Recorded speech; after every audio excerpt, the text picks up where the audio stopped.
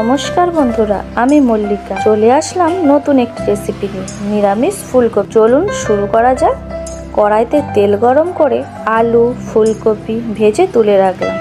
ওই তেলে 5 ফোড়ন, তেজপাতা, শুকনো লঙ্কা, গোটা গরম মশলা ফোড়ন দিয়ে টমেটো, লবণ, আদা কাঁচা লঙ্কা বাটা, হলুদ, লঙ্কা গুঁড়ো দিয়ে কষিয়ে কাজু বাদাম বাটা, পোস্ত, মগজদানা বাটা দিয়ে কষতে থাকবো মশলা থেকে তেল ছাড়া পর্যন্ত। আলু ফুলকপি দিয়ে কষিয়ে জল দিয়ে চিনি ধনেপাতা ছড়িয়ে ঢাকা চাপা দিয়ে রান্না করব জল শুকনো হওয়া পর্যন্ত।